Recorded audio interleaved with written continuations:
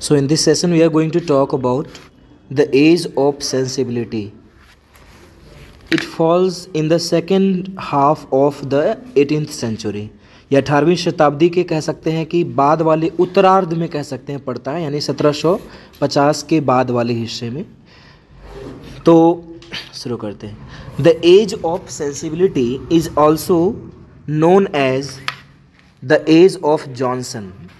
As of sensibility को हम वैसे सेंसिबिलिटी का मतलब संवेदनशीलता होता है और इसको हम एज ऑफ जॉनसन के नाम से भी जानते हैं। अब एज ऑफ जॉनसन के नाम से जाने जाने का एक ही कारण हो सकता है कि डोमिनेटेड रहे होंगे डॉक्टर सैमुअल जॉनसन, जो एक रिनॉन्ड राइटर रहे हैं, वो काफ़ी ज़्यादा डोमिनेटेड रहे होंगे इस एज में। It is considered to be existed between 1740 and 1800। इसे 1740 से 1800 के बीच में इसको एग्जिस्ट किया जाता है, ऐसा माना जाता है। The reason why it was named so, इसका नाम ऐसा क्यों पड़ा, इसके पीछे का कारण यह है कि doctor Samuel Johnson dominated the latter half of the 18th century. अब जैसा मैंने कहा कि चूँकि इन्होंने latter half of the 18th century में काफ़ी ज़्यादा कह सकते हैं कि अपना वर्चस्व अर्न किया, इस वजह से इसके नाम पर ही इस एज का नाम पड़ा the age of Johnson. Although Johnson died in 1784, हालांकि उनकी मृत्यु 1784 में ही हो गई थी, येट फिर भी दिस पीरियड कंटिन्यूड, उसके बाद भी जो है यह एज कहीं ना कहीं कंटिन्यू रहा, जारी रहा। But with the beginning of the 19th century, लेकिन 19वीं शताब्दी के शुरुआत के साथ ही the classical spirit was replaced by the romantic spirit. अब हम समझ ही सकते हैं कि इसके बाद तुरंत जो है रोमांटिक एज आया था, यानी कहीं ना कहीं क्लासिकल स्पिरिट जो इसमें था उसको रिप्लेस कर दिया गया रोमांटिक स्पिरिट के द्वारा। Even during the age of Johnson, age of Johnson के दौरान भी there could be seen the weakening of the wall of classicism, यानी इसके एज के दौरान ही कहीं ना कहीं क्लासिसिज्म की दीवारें जो है खोखली पड़ने लग गई थी, कमज़ोर पड़ने लग गई थी। इस कारण से जो है कह सकते हैं कि इसके बाद रोमांटिक एज की शुरुआत भी हुई, इस एज का अंत भी हुआ। This transition could be scene specially in the field of poetry, और इस बदलाव को देखा जा सकता था विशेष करके पोइट्री के क्षेत्र में।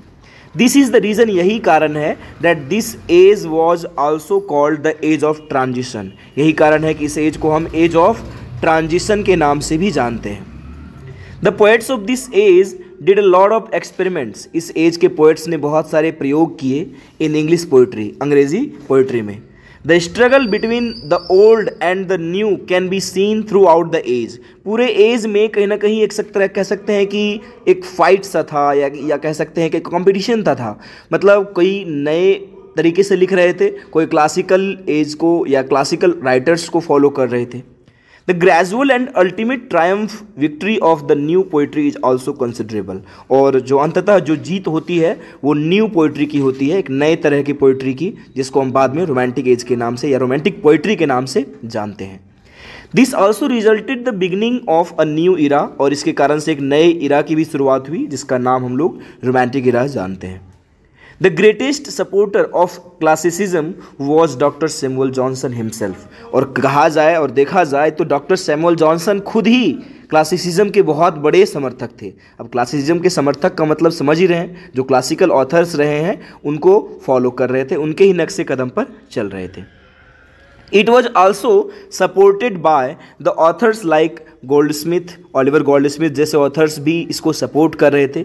The two famous poems of doctor Samuel Johnson were, doctor Samuel Johnson के दो फेमस वर्क जो है, फेमस पोएम्स जो है बहुत ही ज़्यादा याद किए जाते हैं, सेलिब्रेट किए जाते हैं, जिनमें कि पहला है लंदन और दूसरा है the vanity of human wishes.